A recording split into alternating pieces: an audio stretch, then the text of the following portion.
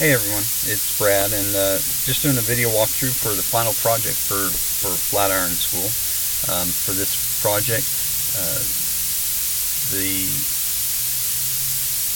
this project was to make a React app with a Rails backend, and you can find the code here on my GitHub page.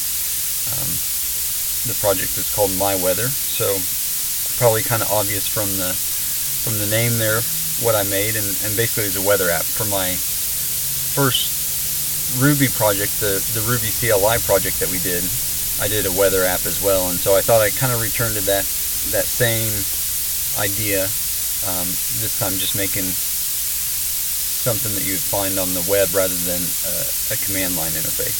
So let's take a look at this real quick. So pretty simple styling right now. Hoping to go in and fix that up here in the next day or two. But let's just see how it works. So if I put in a zip code, there we are. Pulls down the weather for us. We've got a few different tabs here so that we can see an hourly forecast or a weekly forecast. And if we go up here, let's put in another location.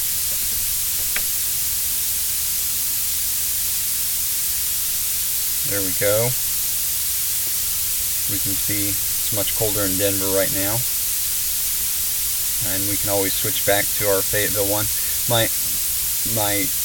Where I'm fully wanting to go with this project is eventually give a user login capability where favorites are saved, and when you log in, then all the locations will automatically populate and pull down all the weather for those.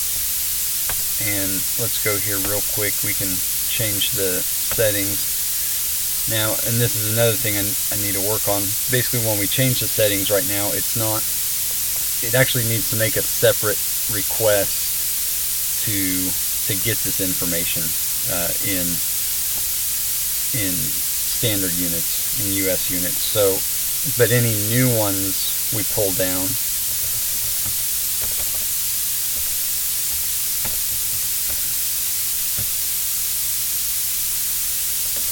I'm drawing a blank here.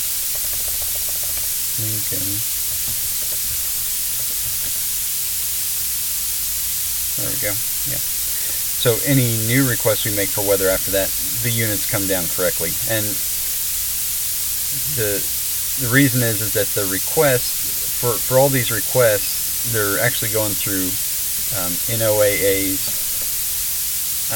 API, and I'll pull up the API service that I'm using here, and they've got it set up to where you can specify the units when you're making the request. So that keeps my React app and my server from having to do the math and the conversion of the units from standard to metric. So what that would mean is that over here, when we go to settings, if we were to change it, we would need to basically refire all those requests that we've already made to repopulate that. So that's probably going to be the next little thing that I'm going to look at doing here in the next day or two.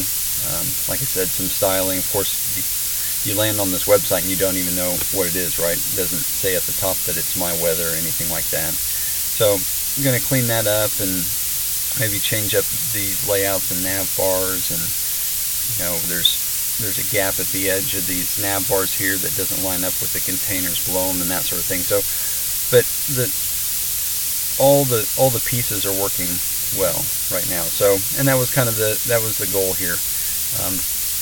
Make an app that could fire these requests and